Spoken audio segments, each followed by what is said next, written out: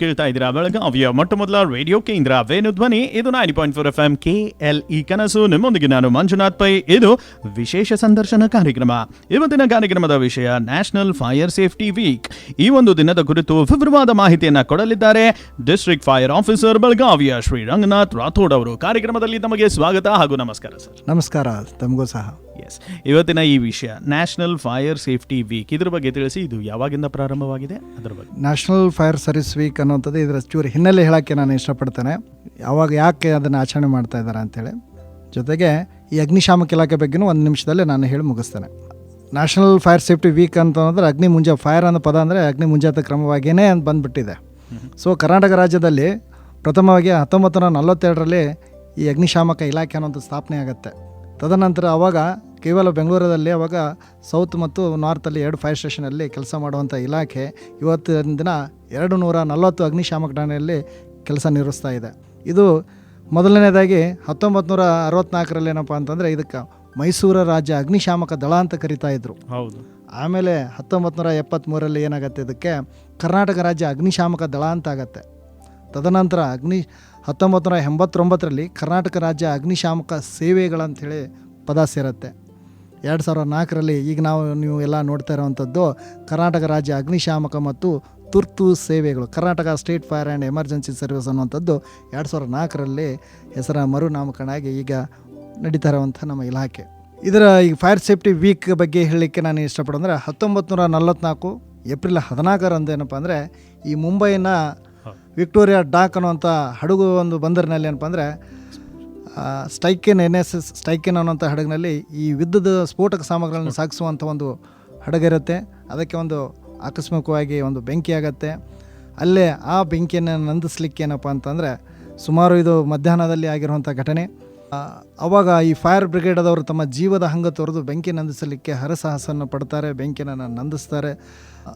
ಅದರೊಳ್ಳೆ ಬೆಂಕಿ ನಂದಿಸುವಲ್ಲಿ ಸುಮಾರು 66 ಜನ ತಮ್ಮ ಪ್ರಾಣವನ್ನು ಕಳೆದುಕೊಳ್ತಾರೆ, ಅಧಿಕಾರಿ ಮತ್ತು ಸಿಬ್ಬಂದಿವರುಗಳು. ಆ ಒಂದು ಸನ್ನಿವೇಶದಲ್ಲಿ, ಆ ಒಂದು ಘಟನೆಯಲ್ಲಿ ಕಳೆದುಕೊಂಡಂಥ ವೀರ ಯೋಧರ ಒಂದು ನೆನಪಿನಗೋಸ್ಕರ ನಮ್ಮ ಭಾರತ ಸರ್ಕಾರ ಏನಪ್ಪ ಅಂತಂದರೆ ಇದನ್ನು 1972ರಲ್ಲಿ ರಾಷ್ಟ್ರೀಯ ನ್ಯಾಷನಲ್ ಸುರಕ್ಷತೆ ಕೌನ್ಸಿಲಿಂಗ್ ಅನ್ನುವಂಥದ್ದನ್ನು ಜಾರಿಗೆ ತಂದು ಪ್ರತಿ ವರ್ಷ ಏಪ್ರಿಲ್ 14ರಿಂದ 20ನೇ ತಾರೀಕುವರೆಗೆ ಈ ಘಟನೆಯನ್ನು ನಡೆದಂಥವ್ರನ್ನ ಶ್ರದ್ಧಾಂಜಲಿ ಸಲ್ಲಿಸೋದರ ಜೊತೆಗೆ ಇಡೀ ಒಂದು ವಾರ ಅಗ್ನಿ ಸುರಕ್ಷತಾ ಮುಂಜಾಗ್ರತಾ ಕ್ರಮ ಬಗ್ಗೆ ಉಪನ್ಯಾಸ, ಅಣುಕು ಪ್ರದರ್ಶನ ನೀಡಲಿಕ್ಕೆ ಕ್ರಮ ಕೈಗೊಳ್ಳೋಕಂತ ಹೇಳಿ ಸರ್ಕಾರ ಆದೇಶ ಮಾಡಿದೆ. ಪ್ರತಿ ವರ್ಷ ಒಂದೊಂದು ಹೊಸ ಧ್ಯೇಯವಾಕ್ಯನ ಕೊಡ್ತಾ ಇದೆ, ಸ್ಲೋಗನನ್ನು ಕೊಡ್ತಾ ಇದೆ. ಈ 2026ರ ಸ್ಲೋಗನು ಸುರಕ್ಷಿತ ಶಾಲೆ, ಸುರಕ್ಷಿತ ಆಸ್ಪತ್ರೆ, ಅಗ್ನಿ ಸುರಕ್ಷತೆಯ ಅರಿವುಳ್ಳಂಥ ಸಮಾಜ ಒಂದಾಗಿ ಸೇರಿ ಬೆಂಕಿಯ ಒಂದು ಅಗ್ನಿ ಮುಂಜಾಗ್ರತೆಯನ್ನು ತಡೆಗಟ್ಟೋಣ ಅನ್ನುವಂಥದ್ದು ಸ್ಲೋಗನ್ನ ಈ ವರ್ಷದ್ದು ಸರ್ಕಾರ ಘೋಷಣೆ ಮಾಡಿದೆ. ಬಹಳ ಮುಖ್ಯವಾಗಿ ಚಟುವಟಿಕೆಗಳ ಬಗ್ಗೆ ಮಾತನಾಡಿದರೆ ಅಫ್ಕೋರ್ಸ್ ಯಾವ್ದಾದ್ರು ಒಂದು ಘಟನೆ ಆದರೆ ತಾವು ಬಂದೇ ಬರ್ತೀರಾ. ಅಂಥ ಸಂದರ್ಭದಲ್ಲಿ ಈ ಒಂದು ಸಪ್ತಾಹ ಜಾಗೃತಿ ಮೂಡಿಸಲು, ಅವೇರ್ನೆಸ್ ಮೂಡಿಸಲು ಯಾವೆಲ್ಲ ಚಟುವಟಿಕೆಗಳನ್ನು ಹಮ್ಮಿಕೊಂಡಿದ್ದೀರಾ, ಅದ್ರ ಬಗ್ಗೆ? ನೋಡಿ ಸರ್, ಈ ಒಂದು 14ರಿಂದ 20ನೇ ತಾರೀಕುವರೆಗೆ ನಾವು ಸತತವಾಗಿ ಪಬ್ಲಿಕ್ ಅವೇರ್ನೆಸ್ ಕಾರ್ಯಕ್ರಮವನ್ನು ಮಾಡ್ತಾ ಇದ್ದೀವಿ. ಈಗ ಎಕ್ಸಾಂಪಲ್ ನಾವು ಹಾಸ್ಪಿಟ್ಲ್ಗಳಲ್ಲಿ ಆಗಿರ್ಬೋದು, ಕಾರ್ಖಾನೆಗಳಲ್ಲಿ ಆಗಿರ್ಬೋದು, ಬಸ್ ಸ್ಟ್ಯಾಂಡ್ನಲ್ಲಿಯೂ ಸಹ, ಪೆಟ್ರೋಲ್ ಬಂಕ್ನಲ್ಲಿಯೂ ಸಹ, ಫಿಲ್ಮ್ ಥಿಯೇಟ್ರದವರಿಗೂ ಸಹ, ಶಾಲಾ ಕಾಲೇಜಲ್ಲಿ, ಇಂಡಸ್ಟ್ರಿಯಲ್ ಏರಿಯಾದಲ್ಲಿಯೂ ಸಹ ಏನಪ್ಪ ಅಂದರೆ ನಾವು ಕಮ್ಯುನಿಕೇಟ್ ಮಾಡಿಕೊಂಡು ಅವರಲ್ಲಿ ಹೋಗಿ ಈ ಅಗ್ನಿ ಮುಂಜಾಗ್ರತಾ ಕ್ರಮ ಬಗ್ಗೆ, ಬೆಂಕಿ ಹೆಂಗಾಗತ್ತೆ, ಬೆಂಕಿ ಆಗುವಂಥ ಕಾರಣಗಳೇನು, ಬೆಂಕಿನ ನಂದಿಸುವಂಥ ವಿಧಾನಗಳು ಮತ್ತು ಸೇಫ್ಟಿ ಏನು ಕ್ರಮ ಕೈಗೊಳ್ಳಿ, ಬೆಂಕಿ ಆಗದಂತೆ ಆಗೋಕ್ಕಂತ ಮುಂಚೆ ನಾವು ಏನು ಕ್ರಮ, ಆದ ನಂತರ ಏನು ಕ್ರಮ ಕೈಗೊಳ್ಬೇಕು ಅನ್ನೋದು ಸತತ ಈ ಒಂದು ವಾರದಲ್ಲಿ ಏನಪ್ಪ ಅಂದರೆ ಜನರಲ್ಲಿ ಅವೇರ್ ಮೂಡಿಸುವಂಥ ಕಾರ್ಯಕ್ರಮ. ಎಕ್ಸಾಂಪಲ್ ನಾವೀಗ KLE ಹಾಸ್ಪಿಟಲಲ್ಲೇ ನಾವು ಡೆಮೋ ಮಾಡ್ತಾಯಿದ್ವಿ, ಎಳ್ಳೂರು KLE ಹಾಸ್ಪಿಟಲೇ ಡೆಮೋ ಮಾಡ್ತಾಯಿದ್ವಿ, ಏರ್ಪೋರ್ಟಲ್ಲಿನೂ ಡೆಮೋ ಮಾಡ್ತಾಯಿದ್ವಿ, ಬಸ್ ಸ್ಟ್ಯಾಂಡ್ KSRTCದವರೆಗೂ ಇವತ್ತು ಮಾರ್ನಿಂಗು ಹೋಗಿ ನಾವು ಅಲ್ಲೇ ಅವೇರ್ನೆಸ್ ಮೂಡಿಸುವಂಥ ಕಾರ್ಯಕ್ರಮನ ಮಾಡಿ ಬಂದಿದ್ವಿ. ಇಡೀ ವಾರ ಅಂತನಲ್ಲ, ಇಡೀ ವರ್ಷದಲ್ಲಿ ನಾವು ಶಾಲಾ ಕಾಲೇಜಲ್ಲಿ ನಾವು ಉಪನ್ಯಾಸ, ಅಣುಕು ಪ್ರದರ್ಶನ ನೀಡ್ತಾನೆ ಇರ್ತೀವಿ. ಬಟ್ ಇದು ಸತತ 7 ದಿನ ಕಂಟಿನ್ಯೂಸ್ ನಡೀತಾನೆ ಇರುತ್ತೆ ಇಡೀ ನಮ್ಮ ಕರ್ನಾಟಕ ರಾಜ್ಯದಂತ. ಈಗ ಹೆಂಗಿದೆಪ್ಪ ಅಂತಂದರೆ ಕೆಲವೊಬ್ಬರಿಗೆ ಬೆಂಕಿ ಬೆಂಕಿ ಗೊತ್ತು, ಬೆಂಕಿ ಅಂದ್ರೆ ಏನು ಅನ್ನೋಂಥದ್ದು ಗೊತ್ತಿರಂಗಿಲ್ಲ. ಎಲ್ಲರೂ ಡೈಲಿ ಬೆಂಕಿ ಜೊತೆ ಗುದ್ದಾಡ್ತಾರೆ. ನೀರು ಕಾಸ್ಲಿಕ್ಕೆ ಬೆಂಕಿ ಬೇಕು, ಅಡುಗೆ ಮಾಡ್ಲಿಕ್ಕೆ ಬೆಂಕಿ ಬೇಕು.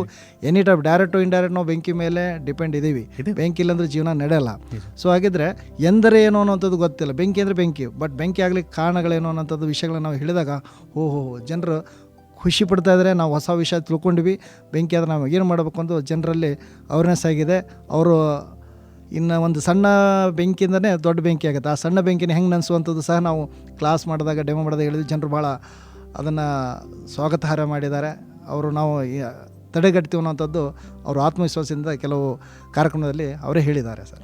ಸರ್, ಈಗ ನೀವೇ ಹೇಳಿದ್ರಿ ಕ್ಲಾಸ್ನಲ್ಲಿ ಬೆಂಕಿ ಹೇಗೆ ಸಂಭವಿಸುತ್ತೆ. ಆ ಕ್ಲಾಸಿನ ಒಂದು ಮಾಹಿತಿ ಸಂಕ್ಷಿಪ್ತವಾಗಿ ಇಲ್ಲಿ ಹೇಳ್ಬೋದಾ ಸರ್? ಈಗ ನಾವು ಒಂದು ಕ್ಲಾಸಿಗೆ ಹೋದ್ವಿ ಅಂತಂದರೆ, ಉಪನ್ಯಾಸ ನೀಡಲಿಕ್ಕೆ ಹೋದ್ವಿ ಅಂದರೆ, ಫಸ್ಟ್ ಆಫ್ ಆಲ್ ಅವರಿಗೆ what is the meaning of fire ಅನ್ನೋ, ಬೆಂಕಿ ಎಂದರೆ ಏನು ಅಂತದ್ದು ಹೇಳ್ತೀನಿ.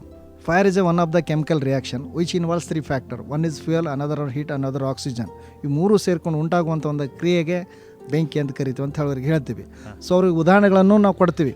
ಯಾಕಂದ್ರೆ ನಾನು ಬರೀ ಡೆಫಿನೇಷನ್ ಹೇಳಿದೆ ಅದು ಹೆಂಗೆ ಅಂತದ್ದು, ಇದು ಒಂದು ರಾಸಾಯನಿಕ ಕ್ರಿಯೆ ಅಂತ ಹೇಳಿಬಿಟ್ಟೆ. ಸೊ ಇದು ಚೈನ್ ರಿಯಾಕ್ಷನ್ ಕಂಟಿನ್ಯೂಸ್ ಆಗ್ತಾ ಇರೋದು ಅಂಥದ್ದು. ಅವಾಗ ನಾನು ಹೇಳ್ತೀವಿ ಸುಡುವಂಥ ವಸ್ತು ಬೇಕು. ಎಕ್ಸಾಂಪಲ್ಗೆ ಒಂದು ಕಟ್ಟಿಗೆ ಇದೆ, ಅದಕ್ಕೆ ಸುಡಲಿಕ್ಕೆ ಒಂದು ಶಾಖ ಬೇಕು, ವಾತಾವರಣದ ಆಮ್ಲಜನಕ, ಇವು ಮೂರು ಸೇರ್ಕೊಂಡು ಬೆಂಕಿ ಆಗತ್ತೆ ಅಂತ ಹೇಳ್ತೇನೆ. ಅವಾಗ ಉದಾಹರಣೆ ಅವ್ರಿಗೆ ನಾನು ಹೇಳೋದೇನಪ್ಪ ಅಂದರೆ, ಒಂದು ಕಟ್ಟಿಗೆ ಇರುತ್ತೆ, ಬೆಂಕಿಯ ಕೆಂಡ ಇರುತ್ತೆ, ಕಟ್ಟಿಗೆ ಇಟ್ಬಿಡಿ, ಅದು ಹೊತ್ಕೊಂಡು ಉರಿತದ? ಇಲ್ಲ. ಸೊ ಅದು ಉರಿಬೇಕಂದ್ರೆ ನಾವೇನು ಮಾಡ್ತೀವಿ, ಊದ್ಕೊಳ್ಳೋದು ಊದ್ತೀವಿ. ಸೊ ಅಲ್ಲೇ ಸುಡುವಂಥ ವಸ್ತು ಕಟ್ಟಿಗೆ, ಶಾಖ ಬೆಂಕಿ ಕೆಂಡ, ನಾವು ಊದಿರುವಂಥ ಗಾಳಿ, ಮೂರು ಸೇರ್ಕೊಂಡು ಏನಾಗತ್ತೋ ಫೈರ್ ಆಗುತ್ತೆ. ಚಳಿಗಾಲದಲ್ಲಿ ಮೆಕ್ಕೆ ತೆನ್ನಿ ತಿಂತಾರೆ ಎಲ್ಲರೂ, ನಾವು ರೋಡ್ ಮೇಲೆ ಹೋಗ್ತಾ ಇರ್ತೀವಿ, ಅಲ್ಲೇನೋ ಉದಾಹರಣೆ ಕಣ್ಣಿಗೆ ಕಾಣುತ್ತೆ ಬೆಂಕಿ ಹೆಂಗಾಗುತ್ತೆ. ಆ ಬುಟ್ಟಿಯಲ್ಲಿ ಬೆಂಕಿ ಕೆಂಡ ಇರುತ್ತೆ, ಅದ್ರ ಮೇಲೆ ಮೆಕ್ಕೆ ತೆನ್ನಿ ಇಡ್ತಾನೆ, ಅದು ಹೊತ್ಕೊಂಡು ಉರಿತದ? ಇಲ್ಲ, ಅದು ರಟ್ಲಿಂದ ಗಾಳಿ ಹೊಡಿತಾರೆ. ಸೊ ಅವಾಗ ಏನಪ್ಪ ಅಂದರೆ ಫೈರ್ ಆಗುತ್ತೆ.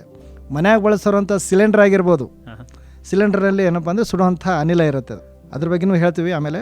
ಸೊ ಸಿಲಿಂಡ್ರ್ ರೆಗ್ಯುಲೇಟರ್ ನಾವು ಆನ್ ಮಾಡ್ತೀರಾ, ಸುಡುವಂಥ ವಸ್ತು ಒಂದು ಹತ್ತು, ಅದಕ್ಕೆ ಹತ್ತಲಿಕ್ಕೆ ಶಾಕ್ ಏನು ಮಾಡ್ತೀರಾ, ಲೈಟ್ರ್ ಹಚ್ತೀರಾ, ಅದರ ಬರ್ನರ್ ಹತ್ರ ಒಂದು ಭಕ್ ಅಂತೇಳಿ ಒಂದು ಸೌಂಡ್ ಬರುತ್ತೆ. ಸೊ ಅಂದರೆ ವಾತಾವರಣದಲ್ಲಿ ಅಂತ ಆಮ್ಲಜನಕ, ಈ ಮೂರು ಸೇರ್ಕೊಂಡು ಉಂಟಾಗುವಂಥ ಕ್ರಿಯೆನ ಬೆಂಕಿ ಅಂತ ಕರೀತೀವಿ. ಬೆಂಕಿ ಆದಮೇಲೆ ನಮಗೆ ಜ್ವಾಲೆ ಕಾಣುತ್ತೆ, ಶಾಖ ಕಾಣುತ್ತೆ, ದಟ್ಟವಾದಂಥ ಸ್ಮೋಕ್ ಕಾಣುತ್ತೆ, ತೇವಾಂಶ ಇರುತ್ತೆ.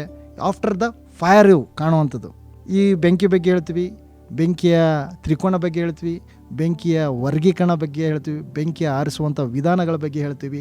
ನಂತರ ಮನೆಯಲ್ಲಿ ಈಗ ಮ್ಯಾಕ್ಸಿಮಮ್ ಬೆಂಕಿ ಆಗಲಿಕ್ಕೆ ಕಾರಣಗಳು ಎಲ್ಲ ಹೇಳ್ತಾರೆ. ಗ್ಯಾಸ್ ಫೈರ್ಲಿಂದ ಬೆಂಕಿ ಆಯ್ತು, ಇನ್ನೊಂದು ಎಲೆಕ್ಟ್ರಿಕಲ್ ಶಾರ್ಟ್ ಸರ್ಕ್ಯೂಟ್ಲಿಂದ ಫೈರ್ ಆಗಿದೆ ಅಂತ ಹೇಳ್ತಾರೆ. ಇವುಗಳ ಬಗ್ಗೆನೂ ಸಹ ನಾವು LPG ಬಗ್ಗೆ ಗ್ಯಾಸ್ ಫೈರ್ ಆಗಿದ್ರೆ ಹೆಂಗೆ, ಲೀಕೇಜ್ ಆದರೆ ಹೆಂಗೆ, ಅಥವಾ ಹೊತ್ಕೊಂಡು ಉರಿತಾ ಇದೆ ಸಿಲಿಂಡರ್ ಅಂದರೆ ಹೆಂಗೆ ಬೆಂಕಿ ಹಾರಿಸ್ಬೇಕು, ಎಲೆಕ್ಟ್ರಿಕಲ್ ಫೈರ್ ಆದರೆ ಹೆಂಗೆ, ನಾವು ಏನು ಕ್ರಮ ಕೈಗೊಳ್ಳಬೇಕು ಅನ್ನೋದ್ರ ಬಗ್ಗೆ ಸವಿಸ್ತಾರವಾಗಿ 1 ಗಂಟೆಯಿಂದ 2 ಗಂಟೆವರೆಗೆ ನಾವು ಉಪನ್ಯಾಸ ಜೊತೆಗೆ ಅಣುಕ ಪ್ರದರ್ಶನ ಸಹ ಕೊಟ್ಟು ಬಂದಿರ್ತೀವಿ. ಸಂಕ್ಷಿಪ್ತವಾಗಿ ನೀವು ಹೇಳಿದ್ರಿ, ಅದರಲ್ಲೇ ಉತ್ತರದಲ್ಲೇ ನಮಗೊಂದು ಪ್ರಶ್ನೆ ಏನಂದರೆ, ಮನೆಯಿಂದ ಆರಂಭ ಮಾಡೋಣ. ಸೇಫ್ಟಿ ಮೆಷರ್ಸ್, ಮನೆಯಲ್ಲಿ ಗ್ಯಾಸ್ ಇರುತ್ತೆ, ಆಮೇಲೆ ಆಫ್ಕೋರ್ಸ್ ಎಲೆಕ್ಟ್ರಿಕ್ ಶಾರ್ಟೇಜ್, ಅದು ಬರದೇ ಇರಲಿಕ್ಕೆ ಯಾವ ರೀತಿ ಸೇಫ್ಟಿ ಮೆಷರ್ಸ್ ತೊಗೋಬೋದು ಅದ್ರ ಬಗ್ಗೆ ಸರ್? ನೋಡಿ ಸರ್, ಈಗ ಆಲ್ರೆಡಿ ಈ ಸಿಲಿಂಡ್ರಲ್ಲಿಂದ ಫೈರ್ ಆಗುತ್ತೆ ಅಂತ ನಾವು ಹೇಳ್ತಾ ಇದ್ವಿ. ಅದಕ್ಕೆ ನಾವು ಪ್ರಥಮವಾಗಿ ಏನಪ್ಪ ಅಂದರೆ, ನಮ್ಮ ಅಡುಗೆ ಮುಗಿದ ತಕ್ಷಣ ಏನಪ್ಪ ಅಂದರೆ ಸಿಲಿಂಡರ್ ನಾಬನ್ನು ಫಸ್ಟ್ ಬಂದ್ ಮಾಡಬೇಕು. ಅದನ್ನು ನಾವು ಖಚಿತಪಡಿಸ್ಕೊಳ್ಬೇಕು. ಅದರದ್ದು ಏನಪ್ಪ ಅಂದರೆ, ಅದನ್ನು ನಾಬ್ ಆನೇ ಇರುತ್ತೆ. ಈಗ ಅಡುಗೆ ಮೇಲೆ ಈಗ ಎಕ್ಸಾಂಪಲ್ ಜನರು ಭಾಳ ಅವೇರ್ನೆಸ್ ಹೊಂದಬೇಕು. ಸೀರಿಯಲ್ ನೋಡ್ತಾ ಇರ್ತಾರೆ, ಅಡುಗೆ ಮಾಡ್ತಾ ಇರ್ತಾರೆ, ಅಲ್ಲೇ ಒಂದು ಹಾಲು ಅಥವಾ ಒಂದು ಏನೋ ಅಡುಗೆ ಮಾಡಿರ್ತಾರೆ, ನಾಬಿಡು ಆ ಹಾಲು ಕುದಿದೇನಪ್ಪ, ಹಾಲು ಎಲ್ಲ ಕೆಳಗೆ ಬಂದು ಗ್ಯಾಸ್ ಬಂದಾಗಿರ್ತದೆ, ಅಂದರೆ ಫೈರ್ ಬಂದಾಗಿರ್ತದೆ. ಬಟ್ ಕಂಟಿನ್ಯೂಸ್ ಆಗಿ ಏನಪ್ಪ ಅಂದರೆ ಸಿಲಿಂಡ್ರಿಂದ ಈ ಗ್ಯಾಸಿಂದ ಸಪ್ಲೈ ಆಗಿರ್ತದೆ. ಇವರು ಸೀರಿಯಲಲ್ಲಿ ಬ್ಯುಸಿ ಇರ್ತಾರೆ, ಆ ಮನೆ ತುಂಬ ಏನಾಗಿರ್ತದೆ, ಗ್ಯಾಸು ಕಣೆ ಆಗಿರ್ತದೆ. ಅದಕ್ಕೆ ಏನಾರ ಒಂದು ನಾವೇನಪ್ಪ ಅಂದರೆ ಫೈರ್ ಸಿಕ್ಕರೆ ಅದೇನಪ್ಪ ಅಂದರೆ ಇಡೀ ಮನೆ ಫೈರ್ ಆಗುವಂಥ ಚಾನ್ಸಸ್ ಇರುತ್ತೆ. ಸೊ ಹಾಗಾಗಿ ಅಡುಗೆ ಮುಗಿದ ತಕ್ಷಣ ಏನಪ್ಪ ಅಂದರೆ ಸಿಲಿಂಡರ್ ನಾಬನ್ನು ಬಂದ್ ಮಾಡಬೇಕು. ವರ್ಷಕ್ಕೆ ಒಂದ್ಸಲ ಅದನ್ನು ನಾವು ರೆಗ್ಯುಲೇಟರ್ ಟ್ಯೂಬನ್ನು ಚೇಂಜ್ ಮಾಡ್ತಾ ಇರಬೇಕು. ಜೊತೆಗೆ ಎಲೆಕ್ಟ್ರಿಕಲ್ ಫೈರ್ ಬಗ್ಗೆ ನಾವು ಹೇಳ್ಬೇಕಂತಂದರೆ, ಈಗ ಮೊದಲೆಲ್ಲ ಫ್ಯೂಸ್ ಇದ್ದು ತಾಮ್ರದ ತಂತಿಗಳನ್ನು ಹಾಕಿ ಫ್ಯೂಸ್ ಹಾಕ್ತಾಯಿದ್ರು. ಹೈ ವೋಲ್ಟೇಜ್ ಬಂದರೆ ಅದು ಬರ್ನ್ ಆಗಿಬಿಡ್ತಿತ್ತು. ಅದು ಇರಲಿಲ್ಲ ಅಂದರೆ ಕೆಲವೊಬ್ಬರು ಮನೆಯಾಗ ಟಿವಿನೂ ಡಬ್ ಬಂದಿದ್ದಾವೆ, ಬ್ಲ್ಯಾಕ್ ಡಾಟ್ ಬಂದುಬಿಡ್ತದೆ, ಲೈಟ್ಗಳು ಹೊಡೆದಿದ್ದಾವೆ. ಅದರ ಬದಲಾಗಿ ಸೇಫ್ಟಿ ಡಿವೈಸರ್ ಅಂತೇಳಿ MCB ಬಂದಿದ್ದಾವೆ, ಮಿನಿಯೇಚರ್ ಸರ್ಕ್ಯೂಟ್ ಬ್ರೇಕರ್. ಪ್ರತಿಯೊಬ್ಬರು ಮನೆ ಕಡೆ ಮಿನಿಯೇಚರ್ ಸರ್ಕ್ಯೂಟ್ ಬ್ರೇಕರ್ ಇಟ್ಕೋಬೇಕು. ಒಂದು ಫ್ರಿಡ್ಜ್ ಇದೆ, ಅದಕ್ಕೆ ಸ್ಟೆಪ್ಲೈಸರ್, ಅದು ಎಷ್ಟು ಕಂಟ್ರೋಲ್ ಎಷ್ಟು ಬೇಕು ಅಷ್ಟನ್ನೇ ಸರ್ವರ್, ಡೈರೆಕ್ಟ್ ಯಾವುದನ್ನು ನಾವು ತೊಗೊಳ್ಳೋದು ಬೇಡ. AC ಆಗಿ ನಾವು ಕರೆಂಟನ್ನು ಯೂಸ್ ಮಾಡೋಣ ಅಂತ, ಅಲ್ಟರ್ನೇಟ್ ಕರೆಂಟ್ ಆಗಿ ಯೂಸ್ ಮಾಡೋದು. ಡೈರೆಕ್ಟ್ ಕನೆಕ್ಟ್ ಮಾಡಿದ್ರೆ ಒಮ್ಮೆ ಏಕಾಏಕಿ ಹೈ ವೋಲ್ಟೇಜ್ ಬಂದು ಫೈರ್ ಆಗುವಂಥ ಚಾನ್ಸಸ್ಗಳು ಇರ್ತವೆ. ನಾವು ಸುಮಾರು ವೆಕೇಷನ್, ಈಗ ಬೇಸಿಗೆ ದಿನ ಇದೆ, ರಜೆಯಲ್ಲಿ ನಾವು ತೆರಳ್ತಾ ಇದ್ವಿ. ಸೊ ಮನೆಯಲ್ಲಿ ಏನಪ್ಪ ಅಂದರೆ ಎಲೆಕ್ಟ್ರಿಕ್ ಹೋಗ್ತಾ ಅಂದ್ರೆ ಮೇನ್ ಸ್ವಿಚ್ಚನ್ನು ಬಂದ್ ಮಾಡಿ ಹೋಗೋಕ್ಕೆ ನಾವು ಕ್ರಮ ಕೈಗೊಳ್ಬೇಕು. ಜೊತೆಗೆ ಆಯಾ ಸ್ಟ್ಯಾಂಡರ್ಡ್ ವೈರ್ಗಳನ್ನು ಬಳಸಿ ಅಂತ ಹೇಳ್ತೀನಿ. ಯಾಕಂದರೆ ಬೇಸಿಗೆ ಕಾಲ, ಹೀಟ್ ಜಾಸ್ತಿ, ವೈರ್ಗಳು ಮೆಲ್ಟ್ ಆಗುವಂಥ ಚಾನ್ಸಸ್ ಇರುತ್ತೆ. ಲೂಸ್ ಕನೆಕ್ಷನ್ ಇರ್ಲಾರ್ದಂಗೆ ನೋಡ್ಕೋಬೇಕು. ಒಂದು ಸ್ವಿಚ್ ಹೊಡೆದೋಗಿರ್ತದೆ, ಆ ಸ್ವಿಚ್ ಹೊಡೆದೋಗಿರೋದನ್ನು ನಾವು ಕಡ್ಡಿಪಟ್ಟಣ ಹಾಕಿ ಸ್ವಿಚ್ ಬೋರ್ಡಿಗೆ ಹಾಕ್ತಿರುವಂಥ ಲಕ್ಷಣ ನೋಡ್ತೀವಿ. ಸೊ ಅದು ಆಗದೆ ಒಂದು ₹5 ₹10 ಸಿಗುವಂಥ ಸ್ವಿಚ್ಚನ್ನು ತಂದು ಯಾವುದೇ ರೀತಿ ಅಗ್ನಿ ಅವಘಡ ಆಗಲಾರ್ದಂಗೆ ತಡೆಗಟ್ಟಬೇಕಾಗ್ತದೆ. ನಂತರ ಇನ್ನೊಂದು, ನಾವು ಮನೆಯಲ್ಲಿ ಈ ಜಂಕ್ಷನ್ ಬಾಕ್ಸನ್ನು ಯೂಸ್ ಮಾಡ್ತೀವಿ.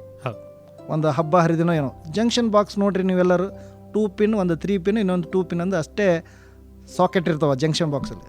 ನಮ್ಮ ತಲೆ ಏನು ಮಾಡ್ತೀವಿ ನಾವು, ಇನ್ನೊಂದು 3 ಪಿನ್ನದ್ದು ಒಂದು ಎಕ್ಸ್ಟ್ರಾ ತೊಗೊಂಡು ಅದಕ್ಕೆ ಸಿಗಿಸ್ಕೊಂಡು ಮೇಲೆ ಕೆಳಗೆ ಅಂತೇಳಿ ನಾವು ಇನ್ನೂ ಸ್ವಿಚ್ಚನ್ನು ಹಾಕ್ಕೊಂಡು ಪವರ್ ಅಂದರೆ ಅದರ ಸಾಮರ್ಥ್ಯಕ್ಕಿಂತ ಜಾಸ್ತಿ ವಿದ್ಯುತ್ತನ್ನು ಜಗಿದು ಅಂತಂದ್ರೆ ಏನಾಗ್ತದೆ, ಅದು ಫೈರ್ ಆಗ್ತದೆ.